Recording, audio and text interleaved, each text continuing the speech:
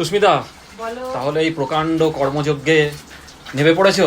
হ্যাঁ, প্রকাণ্ড কর্মযজ্ঞে আজকে নেমে পড়েছি। তা কি কি আজকে মাছ আনলাম একবারও তো বললে না, দেখালে না আমাদের, কি ব্যাপার? তা যাই হোক, এটা তো আমি চিনি, এটা তোমরাও চেনো বন্ধুরা। এটা আমি আর নাম বলছি না এটা কি। এটা এনেছে, বেশি করে এনে রেখেছে ছেলের জন্য।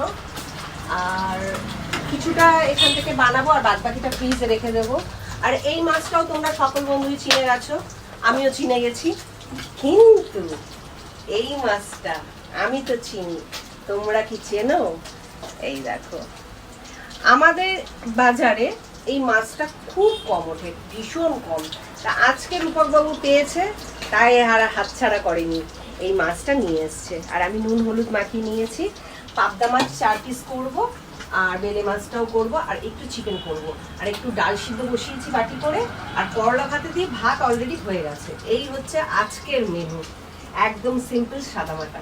তা চলো রান্নাটা করা সেরে ফেলি, তারপর অনেক কাজ আছে আজকে। সেইভাবে মানে বাইরের কাজ হয়ে গেছে, কিন্তু ঘরের এই যে রান্নার কাজ এগুলো এখনো হয়নি।